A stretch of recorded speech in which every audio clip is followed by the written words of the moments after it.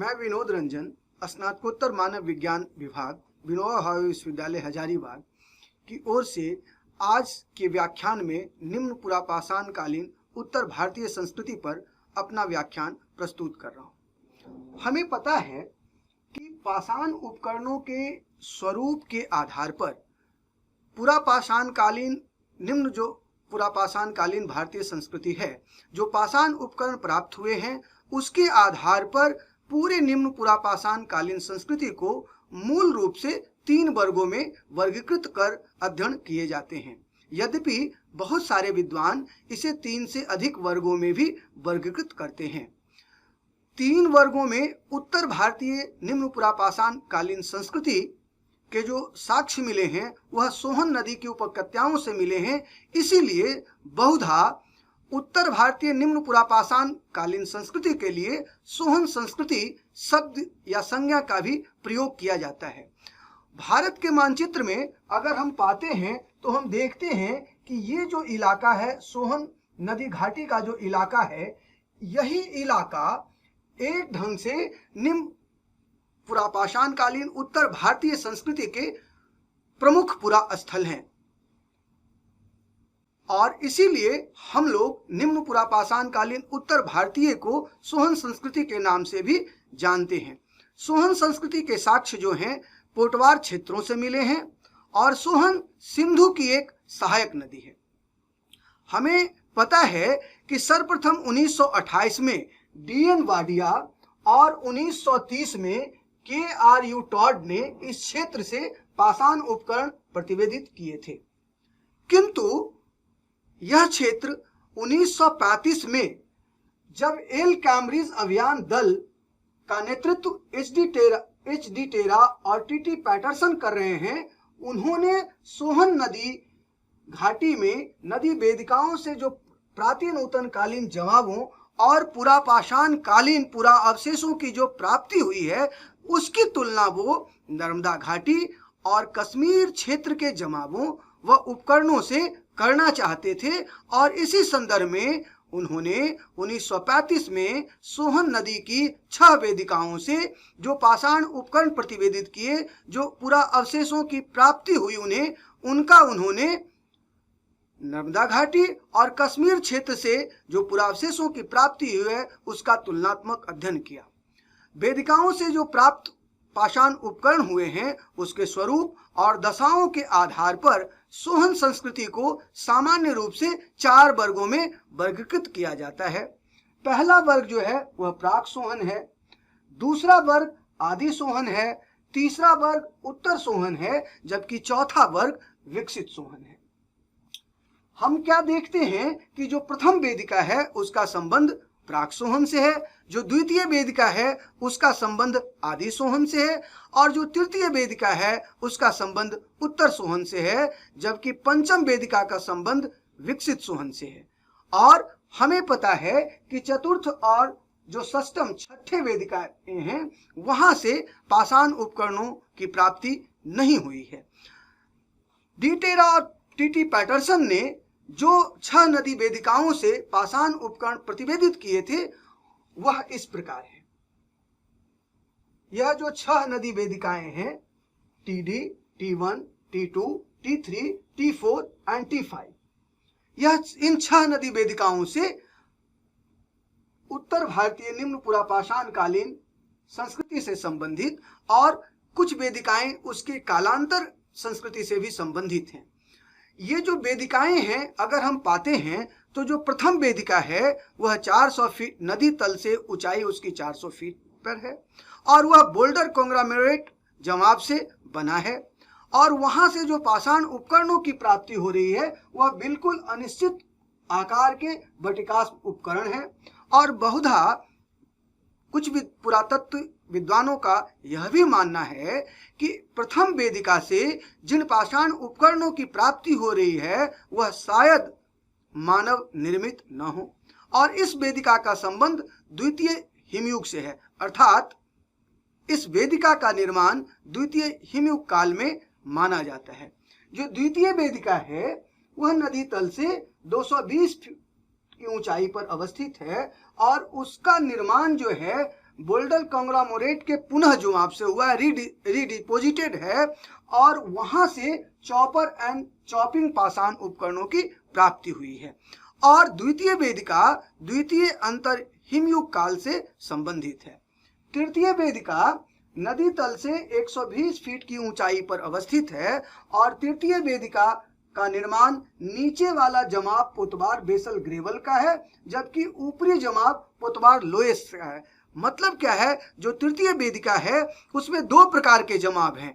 जो नीचे वाला जमाव है वो पोतवार बेसल ग्रेवल का है, जबकि ऊपरी जमाव जो है वो पोतवार लोएस का है। और इस वेदिका से हम पाते हैं कि आदि सोहन से अधिक परिष्कृत पाषाण उपकरणों की प्राप्ति हुई है। चॉपर चॉपिंग के साथ साथ यहाँ पे कुछ फ्लैग टूल्स भी मिले हैं, और इस वेदिका का जो संबंध है वह तृतीय हिमयुग काल से है। जो चौथी वेदिका है वह नदी तल से 80 फीट की ऊंचाई पर अवस्थित है, और वह पोतवार बेसल ग्रेवल सिल्ट से निर्मित है, और वहां देखें कि किसी प्रकार के पाषाण उपकरण प्रतिवेदित नहीं किए गए हैं, और उसका संबंध तृतीय अंतर हिमयुग से है। पांचवी वेदिका नदी तल से 40 फीट की ऊंचाई पर अवस्थित है, और उसका निर्माण जो है ग्रेवल, गुलाबी मिट्टी और बालू से सिल्ट से हुआ है, और वहां से आप पाते हैं कि अल्प मात्रा में ब्लेड उपकरण भी मिले हैं। तो जिस बात की मैं चर्चा कर रहा था कि सोहन घाटी से जो 6 वेदिकाएं मिले हैं, सभी वेदिकाओं का संबंध निम्न पुरापाषाण कालीन संस्कृति से नहीं है, तो हम पाते हैं कि यहाँ से ब्लेड उपकरण की प्राप्ति हो रही है। इस वेदिका का संबंध निम्न पुरापाषाण कालीन संस्कृति से नहीं है, और यह वेदिका चतुर्थ हिमयुग काल में निर्मित है, ऐसा विद्वानों का मत है। जो छठी वेदिका है, षष्ठ वेदिका, वह नदी तल से 20 फीट की ऊंचाई पर अवस्थित है, और उसका निर्माण जो है मिट्टी के जवाबों से हुआ है, और वहां से भी आप पाते हैं कि पाषाण उपकरणों की प्राप्ति नहीं हुई है। और आप देखें कि वह उसका संबंध जो है बिल्कुल कब है, होलोसीन युग से है। मतलब क्या है कि वह निम्न पुरापाषाण काल तो नहीं बल्कि पुरापाषाण काल के बाद के काल से संबंधित है।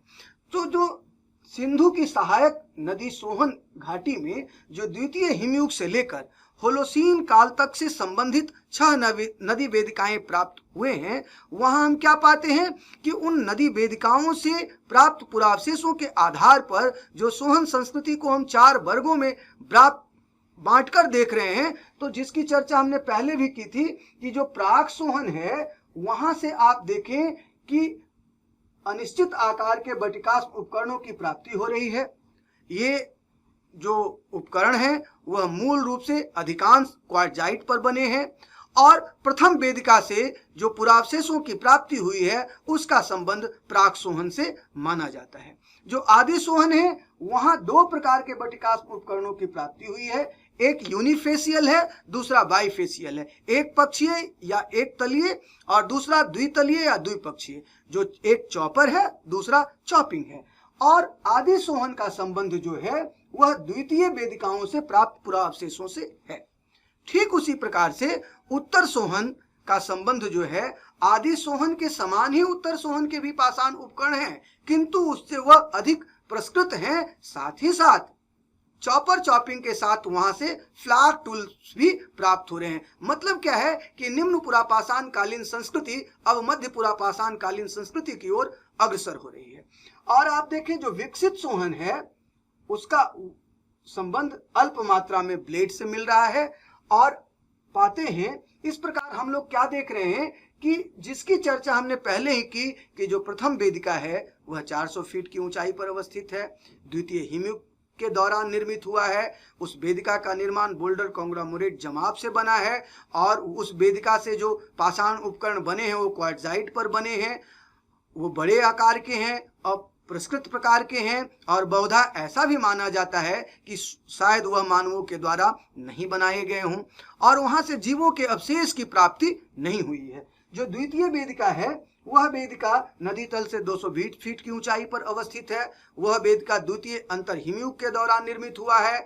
उस वेदिका का निर्माण जो बोल्डर कॉन्ग्लोमरेट है उसके रिडिपोजिट से हुआ है, पुनः जमाव से हुआ है। वहां से दोनों प्रकार के बटिकास्प उपकरण चॉपर एंड चॉपिंग की प्राप्ति हुई है। और इस प्रकार हम पाते हैं कि उस वेदिका से जो पाषाण उपकरणों की प्राप्ति हो रही है उसको कालानुक्रमिक दृष्टिकोण से अ, ब और स 3 वर्गों में वर्गीकृत किए गए हैं।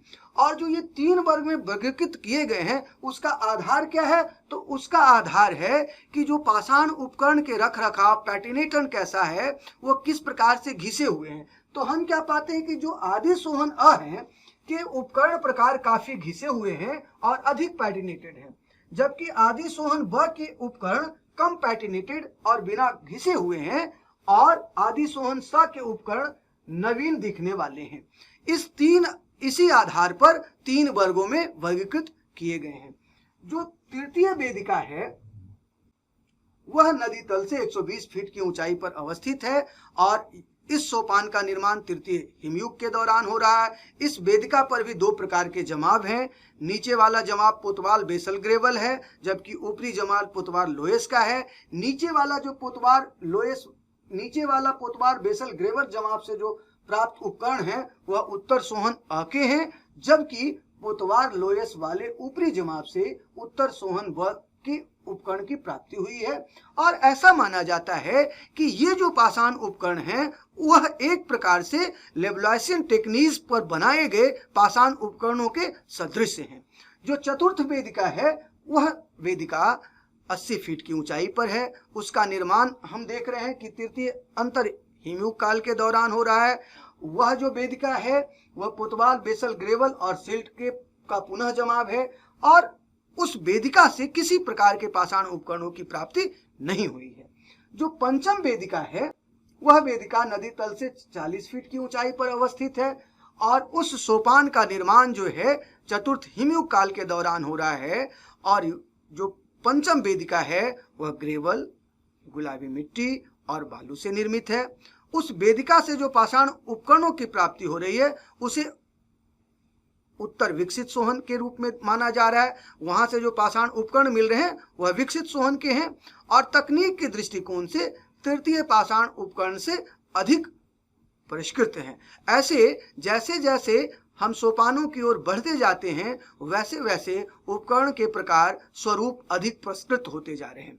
जो छठी वेदिका है वह नदी तल से 20 फीट की ऊंचाई पर अवस्थित है और उसका निर्माण जो है चतुर्थ हिमयुग काल के पश्चात होलोसीन काल में हो रहा है। वह काली मिट्टी के जमावों से निर्मित है और उस वेदिका से किसी प्रकार के पाषाण उपकरणों की प्राप्ति नहीं हो रही है, किंतु कुछ कुछ पुस्तकों में इस बात की चर्चा है कि कुछ मृदभांड के टुकड़े मिलने की संभावना प्रकट किए गए हैं।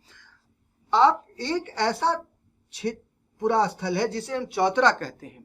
चौतरा उस पूरे क्षेत्र का एकमात्र ऐसा पुरा स्थल है जहां से चॉपर चॉपिंग के साथ ही साथ हैंडेक्स एंड क्लीवर की प्राप्ति हुई है, जबकि आदर्श रूप में उत्तर भारतीय निम्न पुरापाषाण कालीन संस्कृति के परिचायक उपकरण बटिकास पर निर्मित चॉपर एंड चॉपिंग है। इसीलिए कई बार सोहन संस्कृति को चॉपर चॉपिंग पेबुल संस्कृति के नाम से भी संज्ञाकृत किया जा सकता है। या तो निम्न पुरापाषाण कालीन उत्तर भारतीय संस्कृति की जो विशेषता है, जो परिचयात्मक तथ्य हैं, वह चॉपर एंड चॉपिंग पाषाण उपकरण है। चॉपर एंड चॉपिंग पाषाण उपकरणों की प्राप्ति सर्वप्रथम सोहन नदी घाटी से होती है और इसीलिए चॉपर चॉपिंग पेबुल पाषाण उपकरण को सोहन संस्कृति का प्रतिनिधि उपकरण माना जाता है।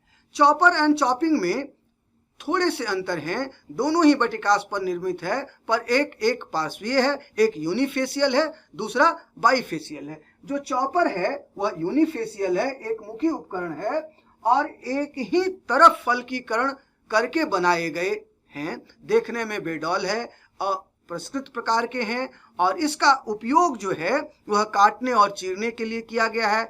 इसके जो कार्यांग सिरा हैं, अगर किसी भी पाषाण उपकरण को 2 सिराओं से देखा जाता है, वर्किंग एंड बट एंड, तो जो इसका वर्किंग एंड है, जो कार्यांग शिला है, वह गोलाकार है, कुछ कुछ के अर्ध अंडाकार हैं और कुछ जो है लगभग सीधा एक छोर पर अथवा बगल में बनाए गए प्रतीत होते हैं। जो चॉपिंग है वह भी पेवल पर निर्मित है, वह भी बटिकास्म उपकरण है, किंतु वह द्विमुखी उपकरण है। उसके दोनों ही पक्षों पर फलकीकरण करके उसे बनाए गए हैं, उसके दोनों ही किनारों पर फ्लैकिंग किया गया है और इस औजार का प्रयोग जो है काटने के लिए किया जाता था और इसके जो वर्किंग इन है, जो कार्यान सिरा है, वह चॉपर के विपरीत घुमावदार है, टेढ़ा मेढ़ा है और लहरदार प्रकार का है। तो इस प्रकार से हम पाते हैं कि आप देखें जो चॉपिंग है वह यूनिफेशियल है, सिर्फ इस साइड में वर्किंग काम किया गया है, इधर किसी भी प्रकार का कोई फ्लैकिंग नहीं है। जबकि जो चॉपिंग है उसमें दोनों ही प्रकार के, दोनों ही छोरों पर दोनों ही प्रकार के जो दोनों ही तल है जो बाईफेशियल है और दोनों ही साइड में उस पर फ्लैकिंग किया गया है। जो एल कैम्ब्रिज अभियान दल के डी टेरा और पैटरसन ने 1935 से लेकर 39 के दौरान नर्मदा घाटी में नरसिंहपुर से होशंगाबाद के बीच स्थित जमावों और पूरा अवशेषों का अध्ययन किया और उसका जो तुलनात्मक अध्ययन उन्होंने सोहन घाटी या सोहन वेदिकाओं से जो पाषाण नदी सोपान प्राप्त हुए हैं उनसे जो उन्होंने उसका तुलनात्मक अध्ययन किया, उसको अगर हम देखें तो हम क्या पाते हैं? हम पाते हैं कि जो मध्य प्राचीनतन काल है, मध्य प्राचीनतन काल को भी दो वर्गों में बांटा जा रहा है, निम्न वर्ग और उच्च वर्ग। तो जो टीडी सोहन वैली का जो टीडी वेदिका है जिसका संबंध प्राक सोहन से है, वह क्या देखते हैं तो इस क्षेत्र का जो है वह निम्न वर्ग से संबंधित है। और देखिए ये शुष्क जलवायु में बन रहा है, ये आर्द्र जलवायु में बन रहा है।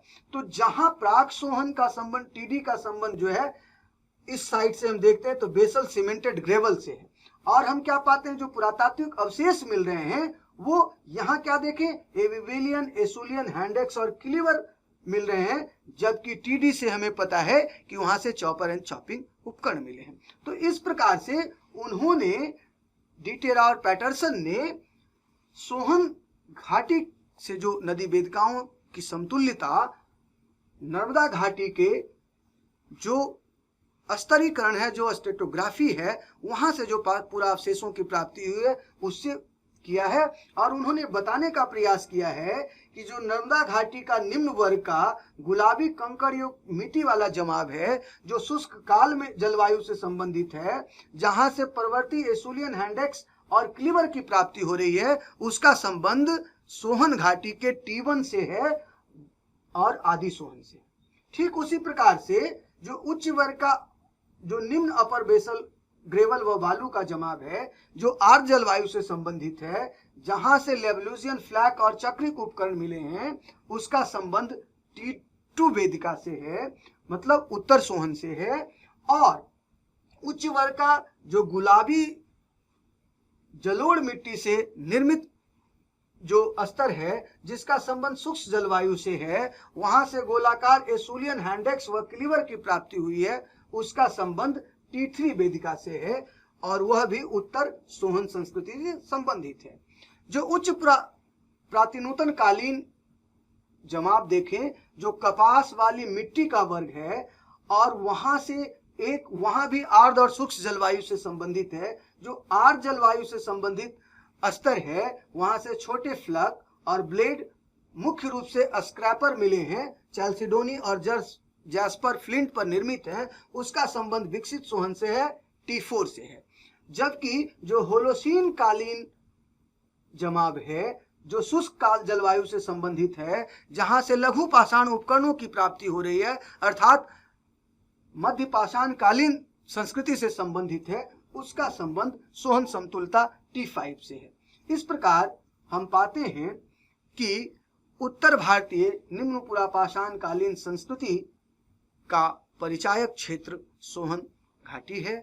इसीलिए उत्तर भारतीय संस्कृति के निम्न पुरापाषाण कालीन संस्कृति को सोहन संस्कृति के रूप में भी जानते हैं। धन्यवाद। और अगले व्याख्यान में हम मध्य भारत के निम्न पुरापाषाण कालीन संस्कृतियों के बारे में अध्ययन करेंगे।